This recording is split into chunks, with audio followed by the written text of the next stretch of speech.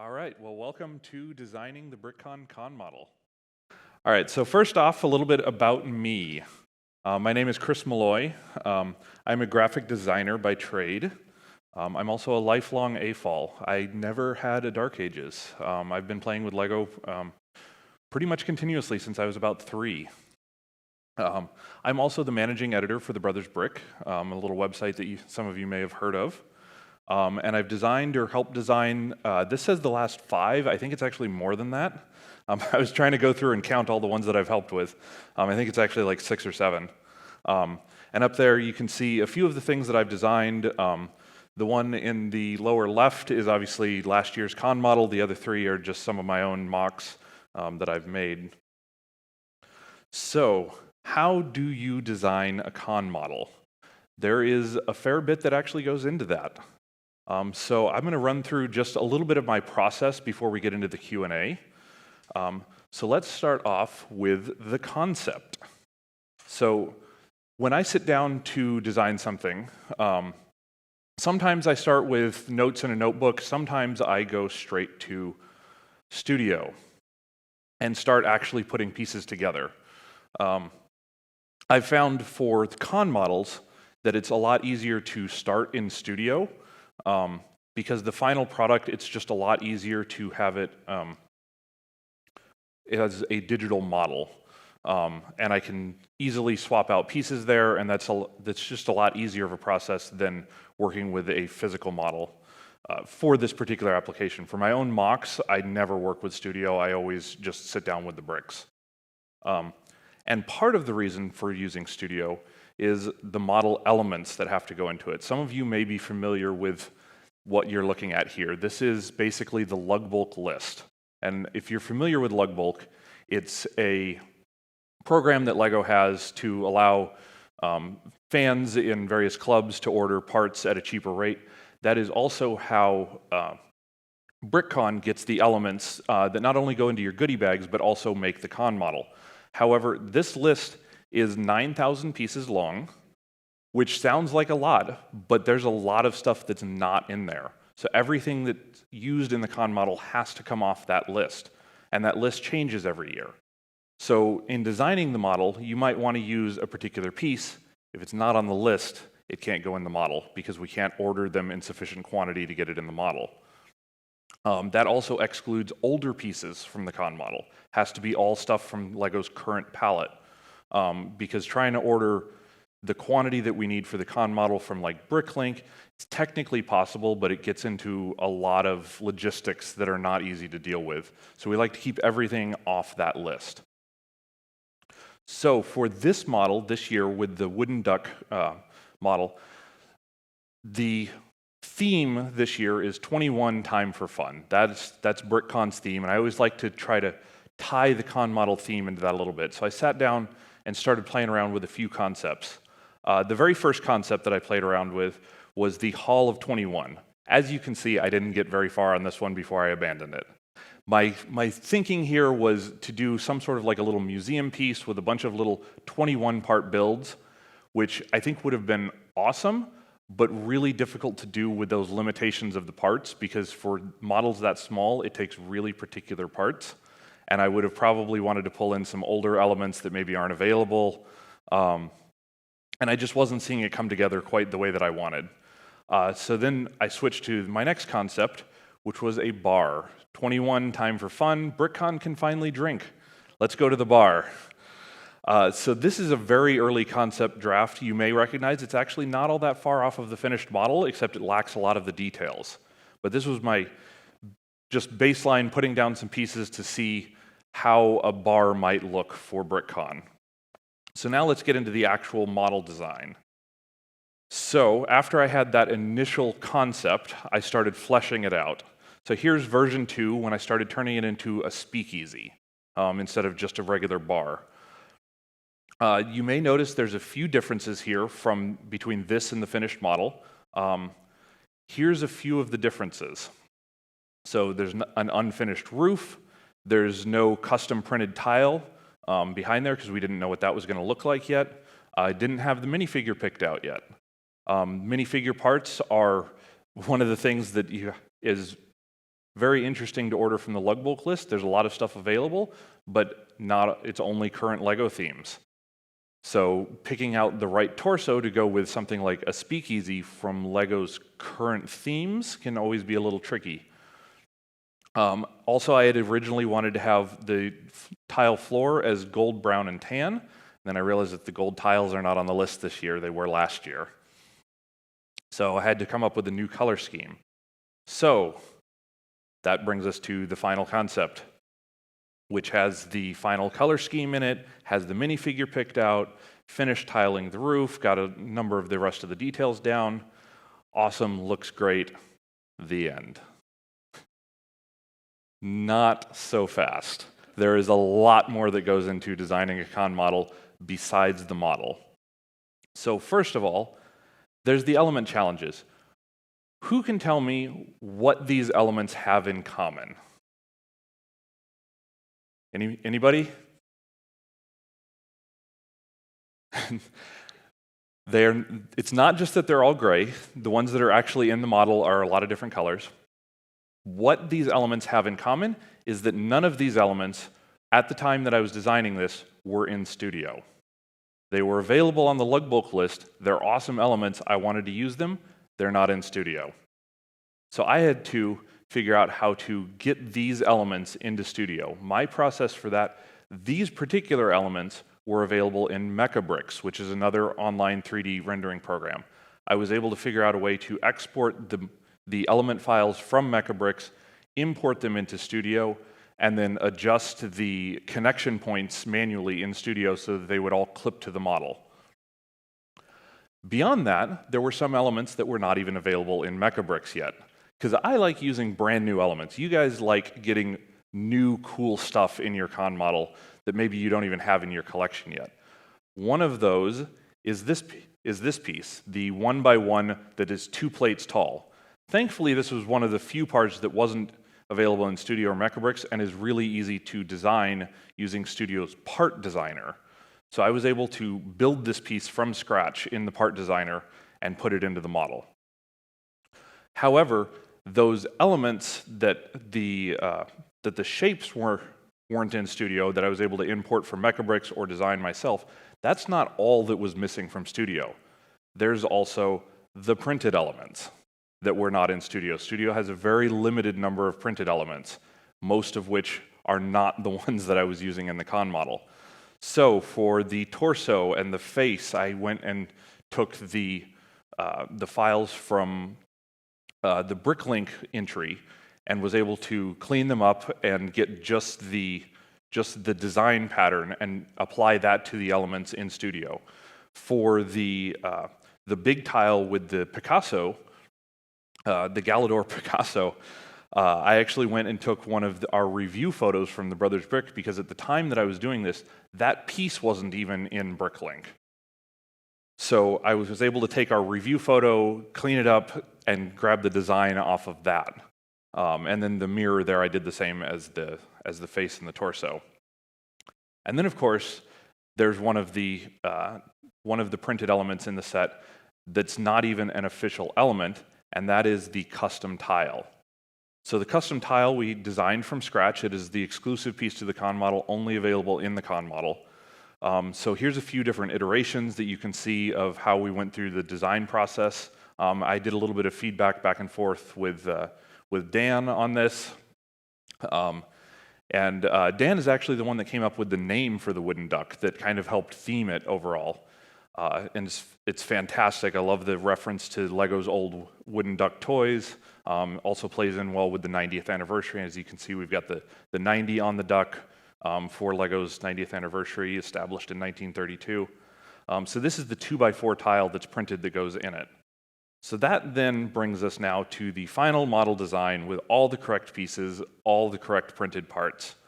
So I was able to render that out, and then I rendered it a few more times for good measure to get a render that I liked, playing around with the glow-in-the-dark pieces.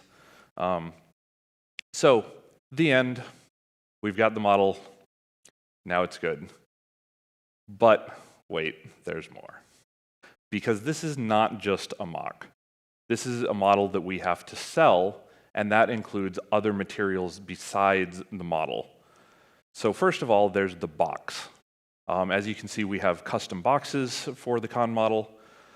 And so this year was a particular challenge for the box design because the problem was that I didn't have a physical model. Some of the elements in this, I was not actually able to get my hands on ahead of time, including the custom printed tile, which we didn't end up being able to print until pretty close to the con. So I didn't have a physical model to photograph. Usually I would like to do a nice photograph like I did for last year's con model, but that requires having one in person. Or I could do a high quality render. That's totally doable. That's not my skill set. I do not have the skill set to do a super high quality render that would have been up to my standards. So I went the other direction, which is an illustration. Never mind having a photo on the model or a high quality render, let's go with an illustration.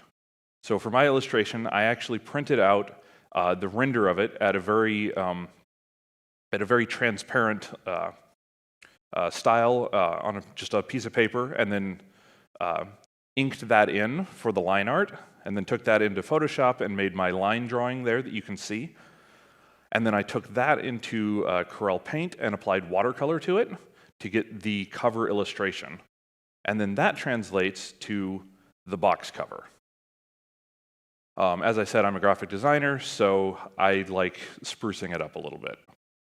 Then you take the box cover, apply a few more bits to it, and you come up with the box template that then I ship this off for the printer and we get the boxes printed. And that all comes together to make the finished box. Then, of course, there's the challenge of how do people build this, which is the instructions. And the instructions are kind of the bane of my existence when it comes to designing the con model. I have so much respect now for the official LEGO instruction designers in designing easy-to-follow instructions. Thankfully, Studio makes that a lot easier than it would be before we had Studio. The Studio instructions designer is pretty great. It does have a lot of bugs in it, if you've ever worked with it much. It's fantastic, except when it's not.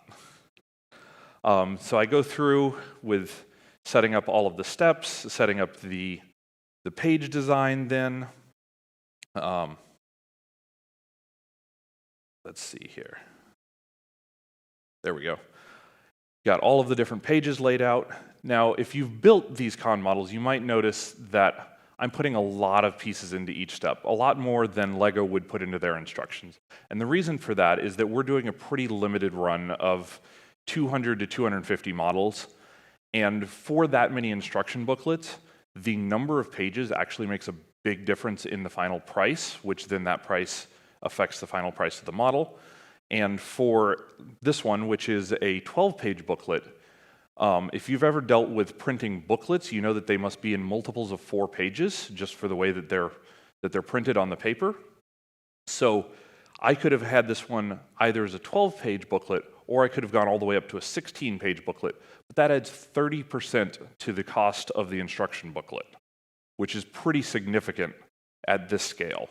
For LEGO, it doesn't matter. There's probably very little difference for LEGO between a 12 and a 16-page booklet at the scale of the tens of thousands of sets that they're doing. At a scale of 250 models, it actually makes a pretty big difference. Then there's the assembly of the con model. Now we've got the box done, we've got the instructions done, the design is set, and we've got the parts in from LEGO. So now we have to sit down with the giant bags of parts and actually do them, because unlike LEGO, we don't have a robotic factory to do all of this. This is all done manually by hand with the help of the whole BrickCon staff coming together. We did this just a couple of weeks ago. So we sat down and we have a whole assembly process where we have an assembly line and we measure out all of the parts, and we do them all by not only hand count, but also then verified by weight. Hopefully none of you have gotten any errors in it. We did our best to make sure that you have as accurate a parts as possible. So here's just a few more pictures of our process with weighing out and measuring all of these parts. This is a multi-day process to get all of these models assembled. It is pretty interesting seeing like bulk quantities of all of the parts that go into the model, though. And then we've got all the boxes that are assembled. And then that takes us finally to the finished product. So now this is a Q&A session. So let's open this up for the questions. Alrighty.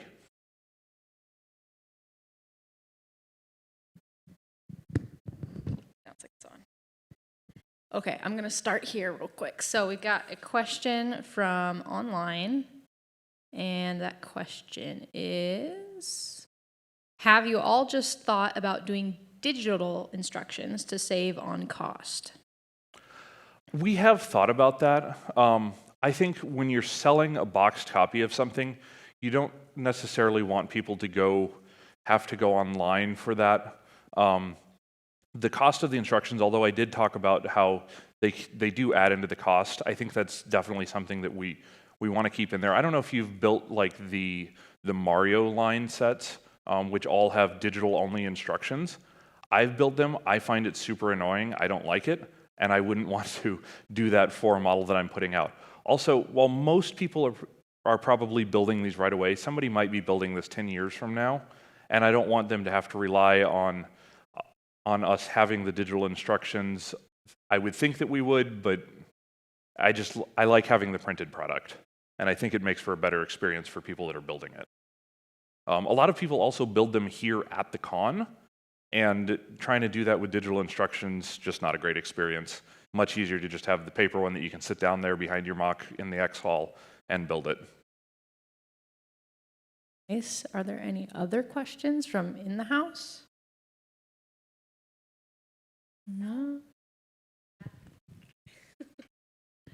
How far back? Yeah, I know you've designed several. Mm-hmm. How far back do they go? Like, as far as like, I think BrickCon, Dan, you can probably answer this better than I can. I think that every BrickCon, except maybe the first one, has had some sort of con model. wow. They've definitely grown in size and complexity, especially since I've started doing them. But most BrickCons have had them, at least going back 15 to 20. Yeah. Yeah, so probably starting in 2003. Not very many people have all of them. Anybody else?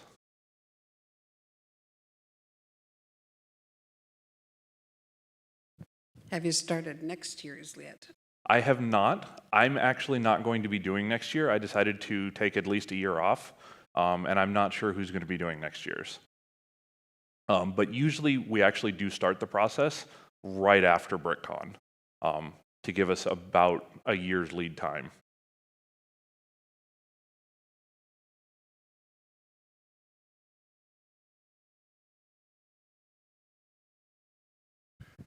So this is always a annoying question to get in the hall when the public's asking, how long did it take you to build this? But do you have an estimate of how many sort of man hours goes into this?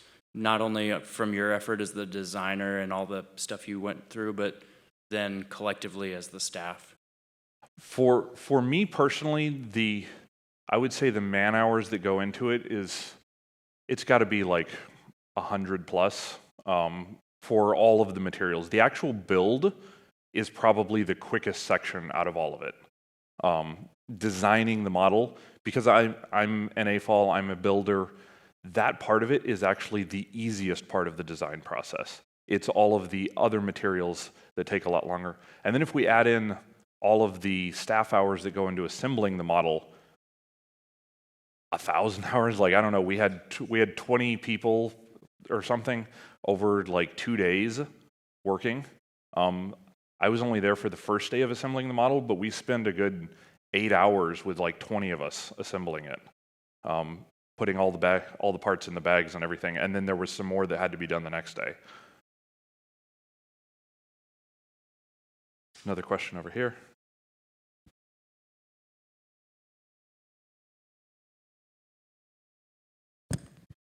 So I know that because you're a graphic designer, you were able to do the entire thing yourself, decide to do the illustration, the line drawing, and everything like that. So will the next designer need to kind of part out some of that?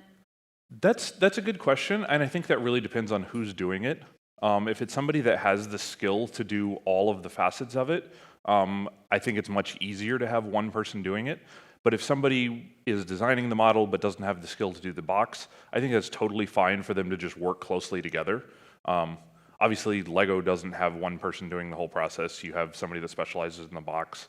And I think it would work just fine to have a graphic designer do the box and a good builder do the model. Maybe somebody that's really good in studio do the instructions. There's no reason that it has to be one person. I just don't mind doing the whole process myself. I have a couple questions from online. What is your favorite con model so far? And if different, what is your favorite you've designed? I think that my favorite is probably the same for both, and I think that's last year's con model, which is the steampunk BrickCon machine, where the individual pieces go in one side and then they come out as the built ones on the other side. That one we also splurged a little bit because it was BrickCon's 20th anniversary, so we wanted to make it just a really, really nice model with the gold printing on the box and everything, and I'm just really happy with how it came out. Next question is, will you sign the box for those being sent out? That is something that BrickCon staff would have to answer. I don't know what the logistics of that are. I don't have a problem signing them. That would be on BrickCon staff if, like, I don't know when they're sending out boxes and stuff. So I will leave that up to them. Yeah, I don't want to answer that right now, but we will do our best. Yep. Any other questions? Oh, this is great. No, let's have a discussion here. I know, it is Yeah. a conversation. So knowing that how far back these go, and obviously they're highly collectible, where does one potentially even try to track down one from past cons? That is a great question, because generally in previous cons, they're always limited editions. Actually, the 250 that we're doing now is the most we've ever done. Often, many of the previous years, they've been like 50 or 100. I don't honestly know where, because they would have only been attendees, and many of them are probably not wanting to give them up, so they're not really even available on the aftermarket. If you get lucky, you might find one in a vendor or know somebody in one of the local clubs that might have some they want to sell. Yeah, they would be hard to track down. Buy your con models when they're on sale, because they're hard to get after the fact. Just sign them. Anybody else have questions out there? Not getting any online right now. Yeah, this can just be a discussion. It doesn't have to be like some big fancy question. I like talking Lego. I'm an AFOL.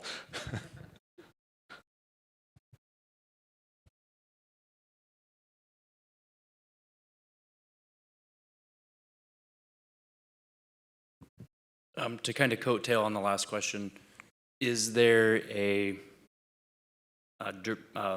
database of the past con models that somebody could go to and pull digital instructions? They could part them out and build them on their own. I mean, they obviously wouldn't get the box, but you could have the model on display. I don't believe there is right now, but that is definitely something we should do. I think that would be a really cool thing for the BrickCon website to have. I know some of the older ones probably don't exist in digital form currently, but I would assume that we could scan in the instructions. That's also true. Yeah, what Dan is saying is that some of the older models are simple enough that you could probably just look at the picture on the box and reverse engineer it pretty easily. Second thing is, could you please send that comment in as a suggestion? Because otherwise it's just going to get lost. Yeah, I think there's a feedback form for BrickCon at the end of the con, and that would be a great suggestion to put there.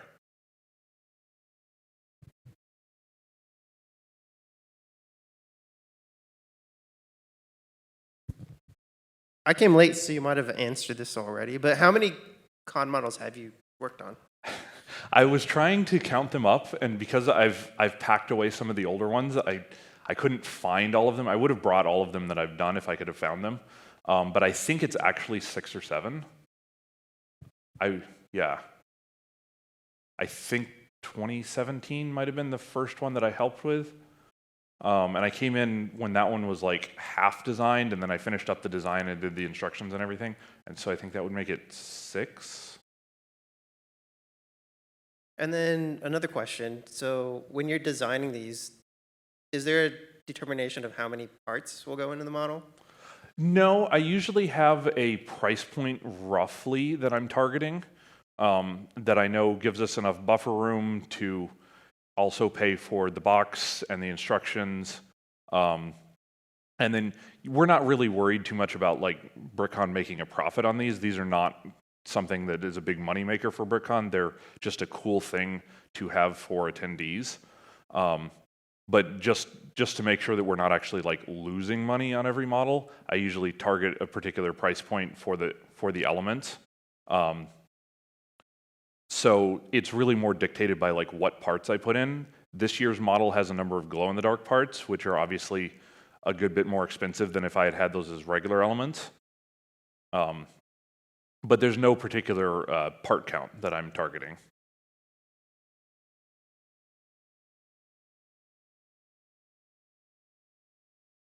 Down. See if there's any down here. Think of questions. In the meantime, we got a little bit of time left. Okay, here we go. Do you seek feedback or review from peers anywhere in the process? I do, yeah. My wife is a builder. She sees the whole thing all the way through. She definitely gives me some feedback. Usually I get a little bit of feedback from the BrickCon staff as well, because they see the model early on.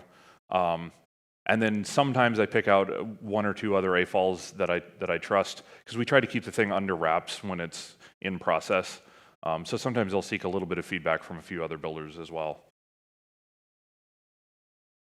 Was it intimidating to build your first con model?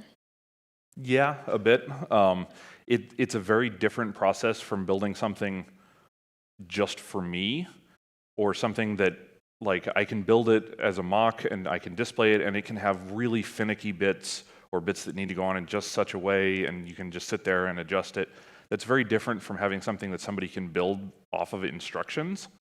And so it kind of takes a different mindset to think, okay, what do I need to change here from it being a mock to make it something that's kind of mass reproducible? And if you've built any of these models, especially these last few, you know that I'm targeting AFOL builders. I'm not expecting, my target audience is not 8-year-olds like it might be for many official Lego sets. My target is you guys, and you guys have all built hundreds of sets. You know what you're doing with bricks. So I know that I don't have to go with like super simple stuff, but still it has to be able to be things that I can put in instructions and have you have a reasonable expectation of getting it right.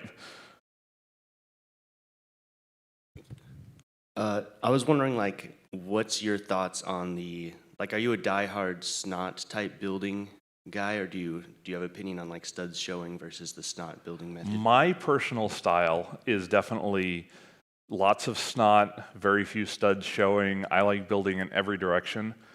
That is exponentially more difficult to do with instructions.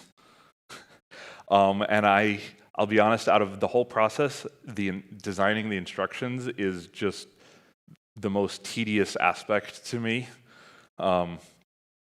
So last year's model that has a bunch of Technic in it, oh my goodness, I have so much respect now for the official model designers that do Technic models. This one, the Technic functions in it, compared to things that are in a lot of official Lego sets, is very, very simple. And even this took me hours and hours of going through and saying, well, can I do the instructions this way? How do I represent it this way? If you've built that model, you'll know that one of the things in it that I had to call out was it matters which orientation the track is in it. All of the links have to go this way and not this way. and just trying to think through how do I visually represent that in instructions? Because I don't even know that I've seen an official model where that makes any difference. So this year's model, the wooden duck, is mostly a studs up model, and that made the time to build the instructions like at least cut in half. What was your favorite piece or Easter egg in this con model? Not the custom tile. Not the custom tile. You may have noticed that there is a squirrel in it that is not in the instructions. That is a little Easter egg that we put in. I don't know if you've seen that there's squirrels appearing in various places throughout BrickCon. There's one in the master build, a few other places. It's just an inside joke. It's an Easter egg. So we decided to put one in each con model.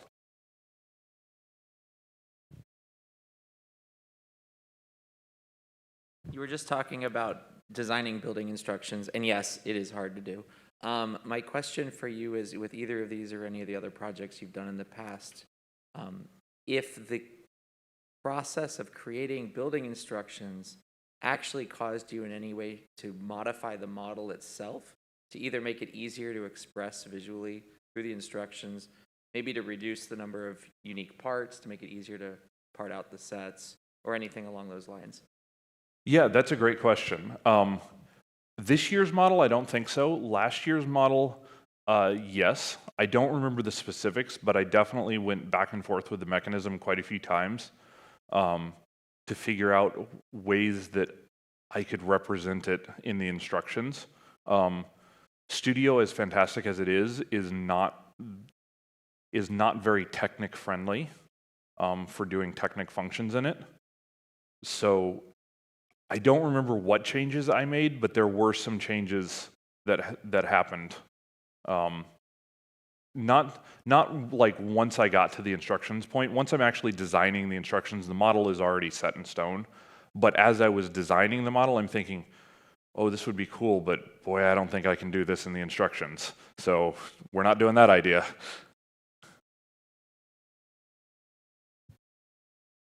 Come on. You've got more questions. One other thing, particularly about last year's model, is this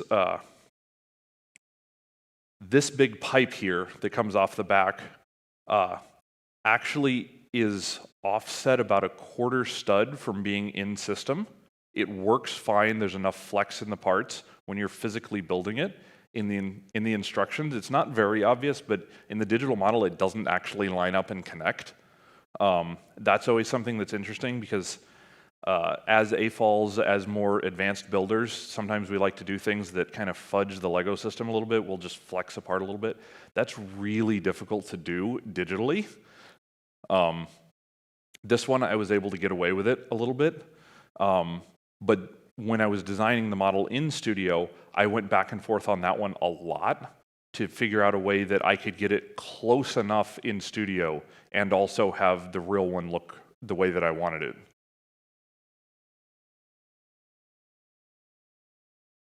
Don't have any online. There's a lot of excitement about this online. Oh, good. No more questions? Anything else? All right. Well, thank you all so much for coming. I'm always happy to talk to anybody. If you see me around the con, feel free to ask any more questions that you might think of.